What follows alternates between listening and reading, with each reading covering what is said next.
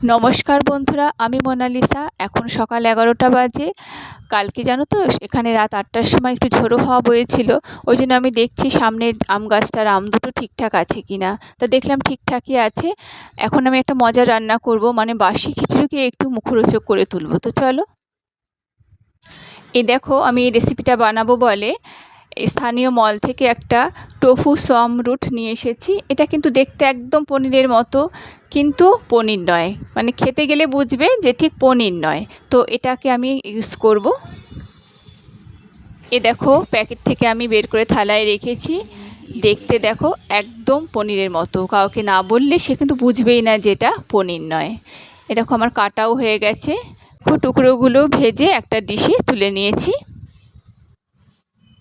এই দেখো, এটা কিন্তু সিদ্ধ চালের খিচুড়ি কালকে করেছিলাম, কিন্তু ঠিক ভালো লাগেনি। সিদ্ধ চালের খিচুড়ি তো হাতের কাছে আতপ চাল ছিল না, তাই অনেকটাই বেঁচে গেছিলো। এবার খাবার তো নষ্ট করা যাবে না, তাই প্ল্যান করলাম যে একে একটু মুখরোচক করব। প্রথমে তেল দিয়ে পেঁয়াজ লঙ্কা একটু ভেজে তার মধ্যে টমেটো দিয়েছিলাম, আর একটু ডিম ভেঙে দিয়েছি। তারপর খিচুড়িটা দিয়ে দিয়েছি। এবার নাড়াচাড়া করতে করতে বেশ খিচুড়িটা একটু মজাদারই হয়ে উঠছে।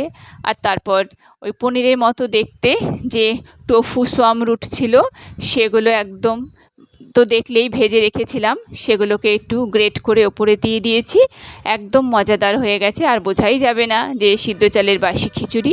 এবার এটা মুখরোচক একটা রেসিপি হয়ে গেল। এবার এই মেয়েকে দিয়ে দেবো, তারপর আমি আর মেয়ে এটা দিয়ে আজকে লাঞ্চ সারবো। এই দেখো, মেয়েকে দিয়ে দিয়েছি। মেয়ের আবদারে ওর জন্য একটুখানি ভাজা টুকরো রেখেছি আর একটা কাঁচা টুকরো রেখেছি। ও বললো একটু খেয়ে দেখবে কেমন টেস্ট হয়, এই আর কি। তো আজকের মতো টাটা।